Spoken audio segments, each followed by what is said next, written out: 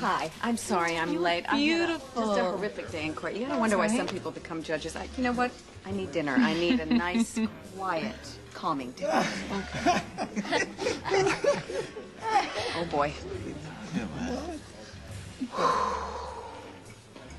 Wasn't too contrived. It's gonna bother you as long as I'm sitting here. If he could just shed Helena and stop being so obsessed with protecting Nicholas. Did you know that snakes shed their skin once a year? But they're still snakes, and they still bite. Have you been watching those nature shows at 3 in the morning again?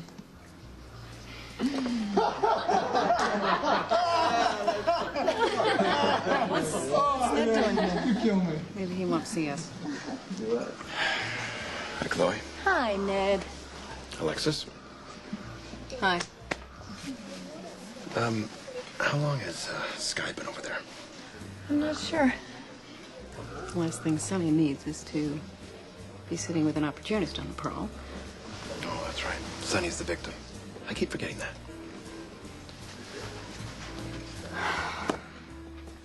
So, how long are you in town?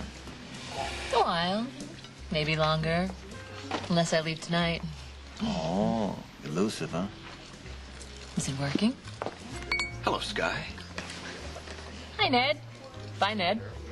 How about a tour of the town? Oh, I'd like that. We could start on the terrace, if you're interested. I'm very interested.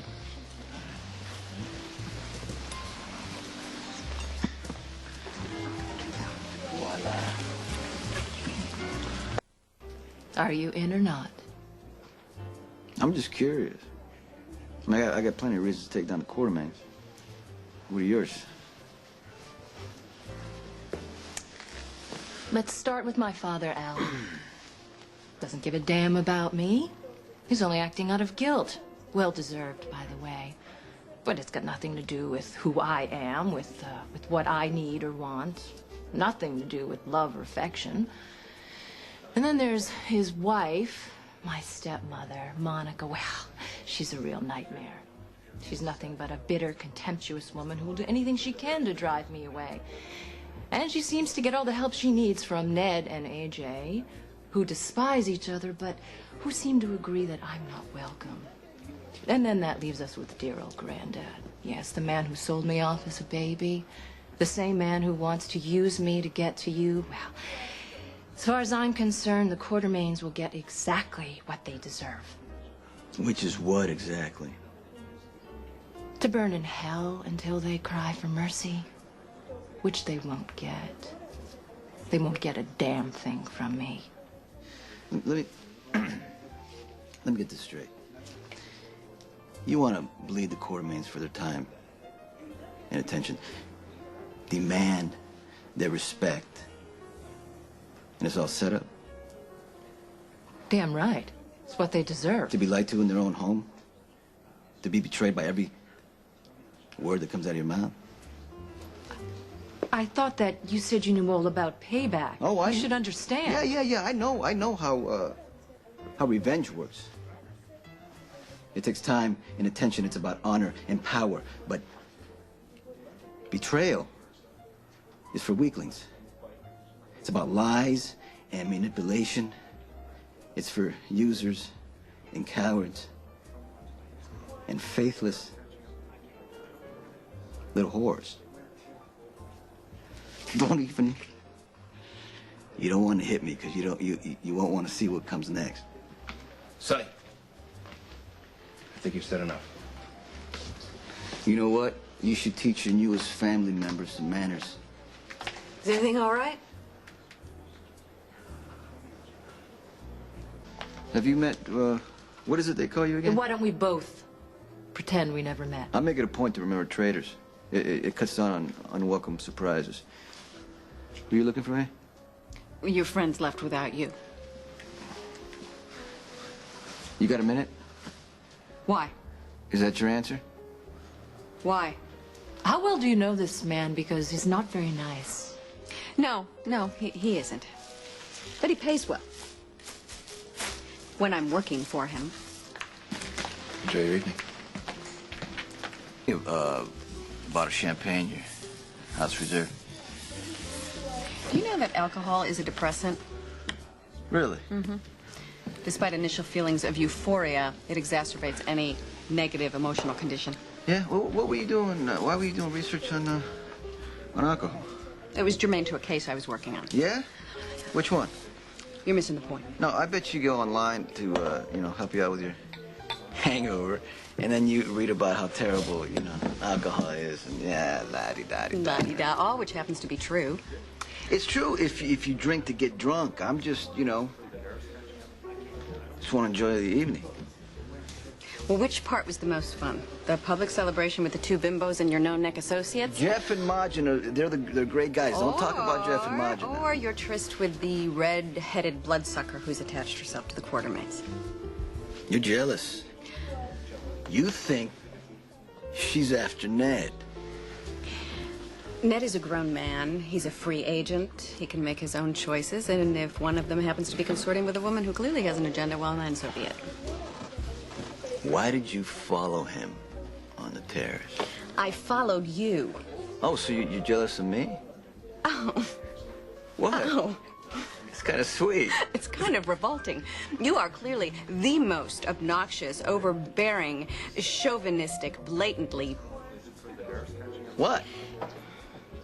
This is what I get for trying to help him. No, you see, you were describing me. I just want you to go ahead and finish. Okay. You are the most obnoxious, overbearing, chauvinistic, blatantly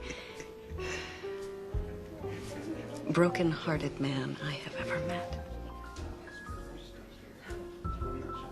Have you heard from Carly? No. Well, I know that you will.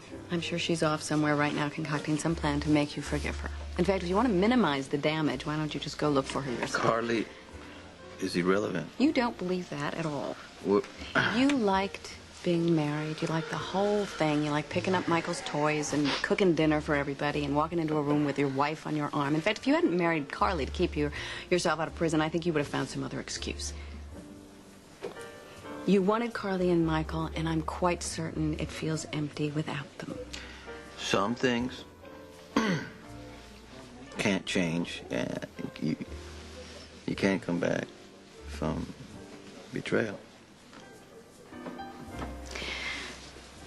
There are...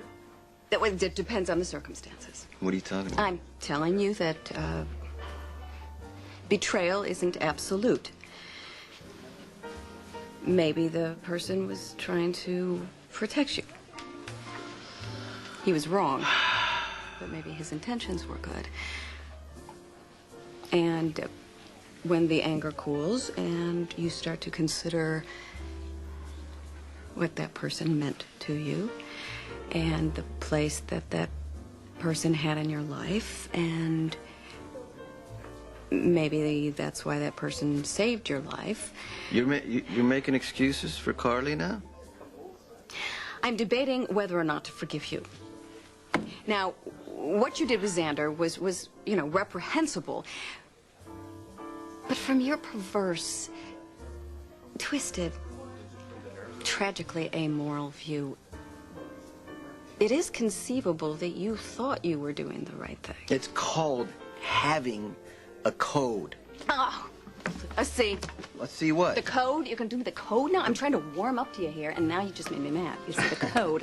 I'm not quite sure if that entitles you to run roughshod over everyone, or if it just obligates you to punish yourself for things that clearly aren't really your fault. But in any case, it's just plain barbaric. And what I find really egregiously offensive, that's probably why you saved my life in the first place. Code, men with machine guns, woman gotta get in the middle. Okay, you know what? First of all, I wasn't thinking when I jumped in front of the guns. It just happened. Exactly. That is precisely my point, you see, because it just comes so naturally to you. You don't have to think about it. It's just instinct. Okay. Second of all, I didn't do it because you're a woman.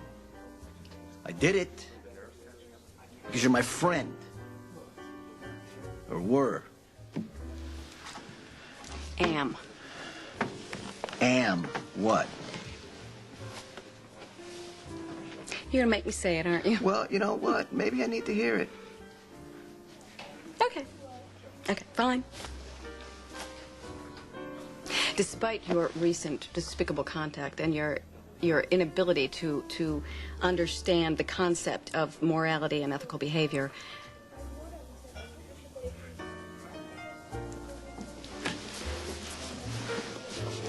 You are my friend.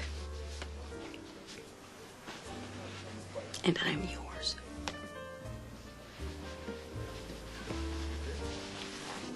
Thanks. Well, you know what? To friendship and to the future,